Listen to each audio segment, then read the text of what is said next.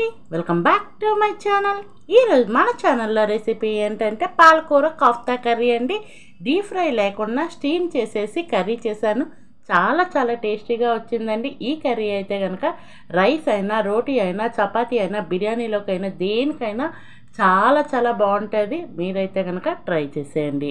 దీనికోసం అయితే కనుక ఒక 2 కట్టల పాలకూరను తీసుకున్నానండి. తీసుకొని ఇలా సన్నగా కోసి పెట్టుకున్నాను. ఇలా తురుముకున్న పాలకూరను అయితే కనుక ఒక గిన్నెలోకి తీసుకొని అందులో అయితే కనుక ½ స్పూన్ వరకు సాల్ట్ని వేసుకోండి. వేసుకొని ఇదంతా బాగా కలిపేసుకోండి. ఇలా వేసుకోవటం వల్ల ఏంటంటే పాలకూరలో నుంచి వాటర్ అనేది బయటకు వచ్చేస్తుంది.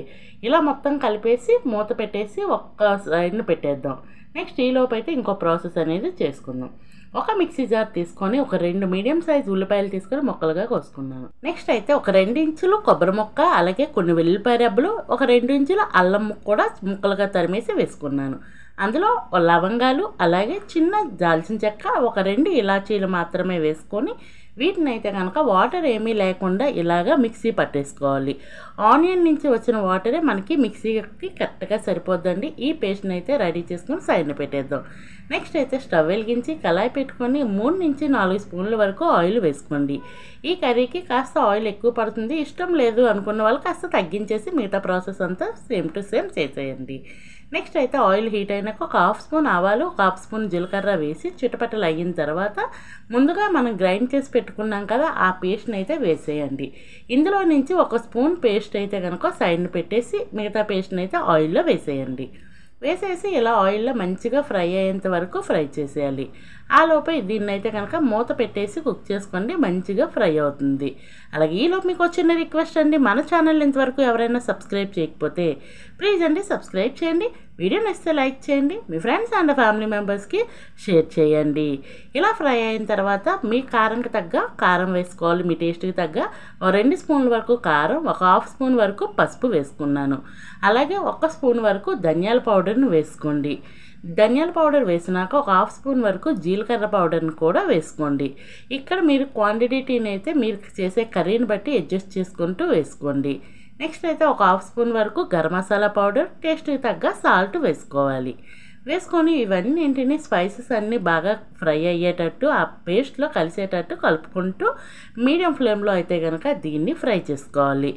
ఇలా మొత్తం అంతా బాగా ఫ్రై అయ్యేలోపు నేనైతే ఒక 2 టమాటాలు మిక్సీలో వేసేసి ఇలా పేస్ట్ అనేది రెడీ చేసి పెట్టుకున్నాను.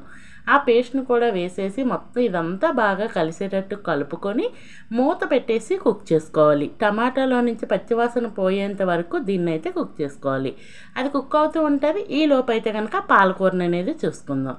దీనిలో నుంచి వాటర్ వస్తుంది కదా, ఇలా వాటర్ మొత్తాన్ని తీసేసి ఒక్క పాలకూరని అయితే రెడీ చేసుకుందాం. ఇందులోనైతే కనుక టేస్ట్కి తగ్గ కారం వేసుకోండి. ఈ పాలకూరకి మాత్రం సరిపడిన కారం అనేది వేయండి. ఇందాక 1 స్పూన్ పేస్ట్ పక్కన పెట్టమన్నాను కదా, ఆ పేస్ట్ ఇక్కడ వేసేయండి. అలాగే ఒక ½ స్పూన్ వరకు పసుపు వేసుకొని ఒక ½ స్పూన్ వరకు ధనియాల పౌడర్ని అయితే వేసుకోండి. అలాగే ఇందులో అయితే ఒక 2 పిండిని వేసుకోండి. వేసుకున్నాక ఒక్క చిటికెడు ఉప్పుని అయితే వేసుకోండి. ఆల్రెడీ పాలకూరలో కాస్త సాల్ట్ ఉంటుంది. ఫస్ట్ సాల్ట్ వేసేసి మొత్తం ఇలా అంతా బాగా కలుపుకోండి. పేస్ట్ పాలకూరలో నుంచి వాటర్ వస్తుంది కదా, ఇలా మొత్తం అంతా కలుపుకొని చిన్న చిన్న బాల్స్ లాగా నేను వీడియోలో చూపించిన విధంగా ఇలా రెడీ చేసుకోండి. నేను చేసుకునే ఈ పాలకూరకి అయితే కనుక ఒక 6 బాళ్ళు వరకు అయ్యాయండి. ఇలా రెడీ చేసుకొని ఒక ప్లేట్లో పెట్టేసుకోండి. ఈ లోపు అయితే కనుక మనకి టమాటో అనేది బాగా పచ్చివాసన పోయి మంచిగా కుక్ అయింది చూసారు కదా. ఇలా కుక్ అయిన తర్వాత ఇందుని మరొక్కసారి బాగా కలిపేసుకొని ఇందులో గ్రేవీకి సరిపడా వాటర్ అనేది అడ్జస్ట్ చేసుకొని వేసుకోవాలి. నేనైతే కనుక ఒక 2 గ్లాసులు వాటర్ వరకు వేసుకున్నానండి. ఫస్ట్ కొంచెం వేసేసి మొత్తం అంతా కలిపేసిన తర్వాత వాటర్ అనేది మనకి ఎంత సరిపోద్దో అంత అడ్జస్ట్ చేసుకొని వేసుకోవాలి. ఇలా వేసేసి మొత్తం కలిపేసిన తర్వాత ప్లేట్లో పెట్టాను కదా, అది పైన అయితే పెట్టేస్తే ఆవిరికి బాగా అది కుక్ అవుతూ ఉంటుందండి. ఇది మీడియం ఫ్లేమ్లో పెట్టేయండి. మీడియం టు లో ఫ్లేమ్లో పెట్టేస్తే ఒక 5 మినిట్స్కి బాగా కుక్ అవుతుంది.